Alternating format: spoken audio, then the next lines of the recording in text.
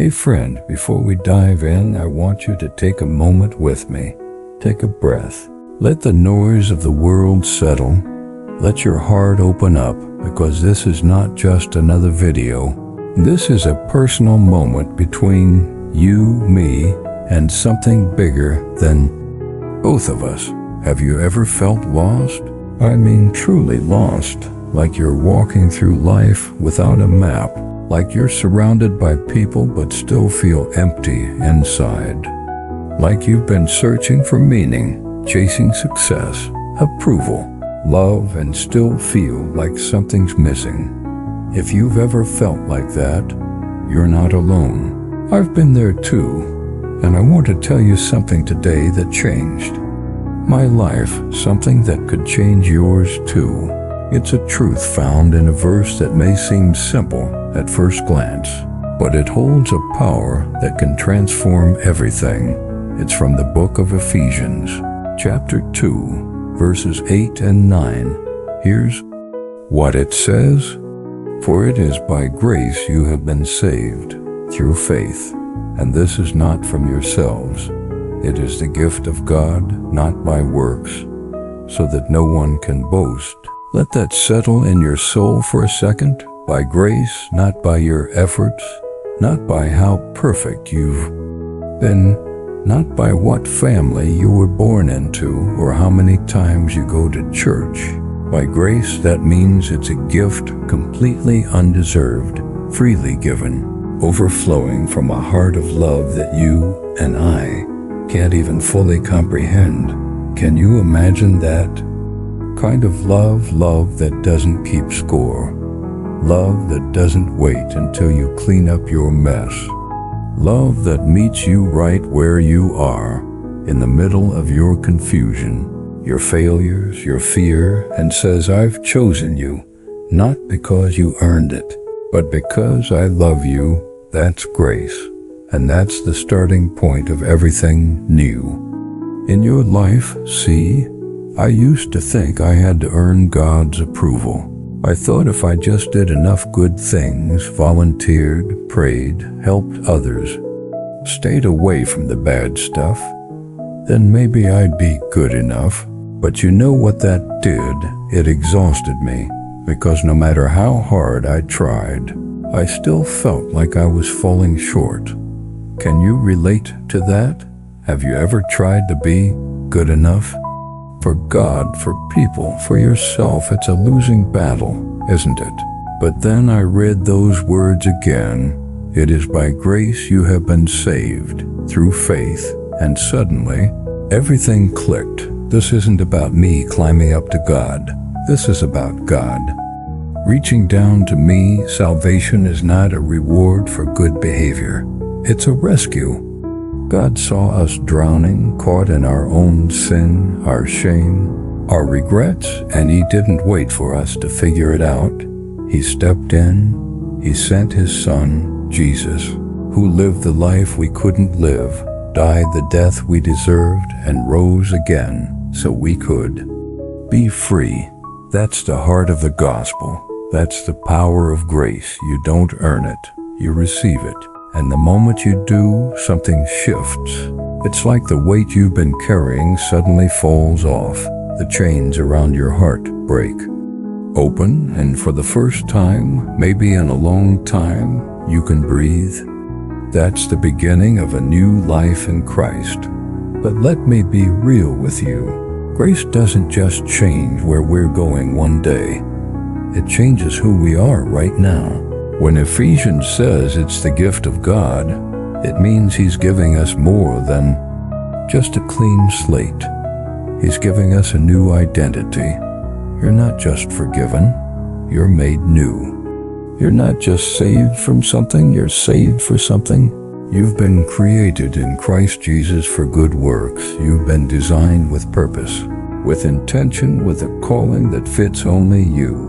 So many people walk through life trying to find who they are, trying to define themselves by success, looks, relationships, achievements.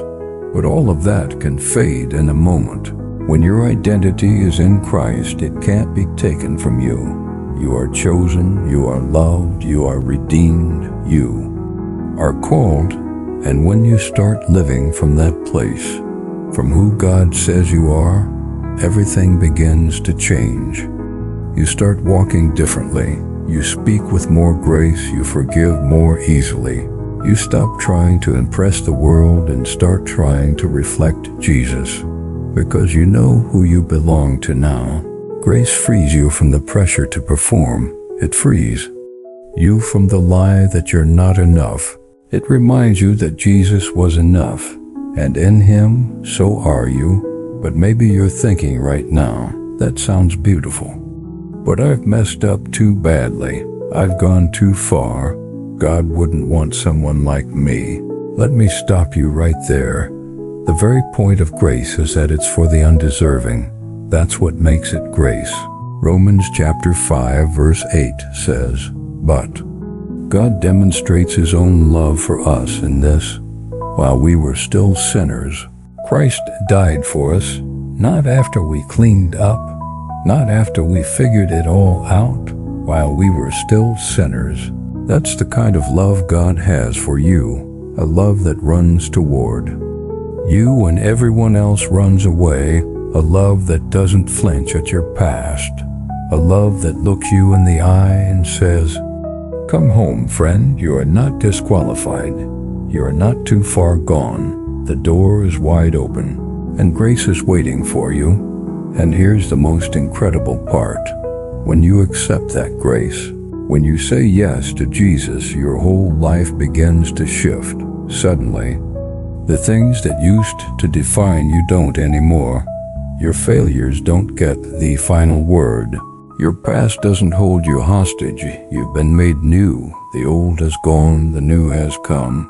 You can walk in freedom, not a freedom to do whatever you want, but a freedom to finally become who you were always meant to be, a child of God. And now with that freedom comes purpose, real purpose. You're not here by accident. You're not just existing. God has placed something inside of you that this world needs. He's given you gifts, passions, experiences, even the painful ones, and He's using them to shape a testimony that will help others find their way to Him too. Grace saves you, but it also sends you.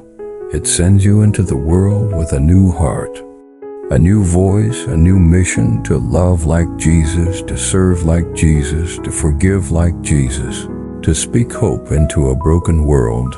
This is what it means to live a new life in Christ, not just believing in Him, but becoming like Him, letting His love change the way you see yourself, letting His truth renew the way you think, letting His Spirit lead the way you live. So I want to ask you something. Where are you today? Are you still carrying the weight of trying to earn love? Are you stuck in the shame of your past? Are you wondering if there's more to life than this? Listen to me. Grace is here for you, not a theory, not a philosophy, a person, Jesus.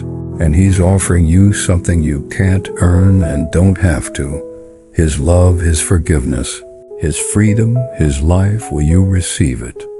Will you stop running and start resting in what He's already done? Because the moment you say yes, your life begins again. A new chapter, a new identity, a new future, not defined by your mistakes, but by His mercy. So take that step. Open your heart. Say yes to grace. Say yes to Jesus. And step into the life you were created for. Because you are loved, you are chosen, you are saved.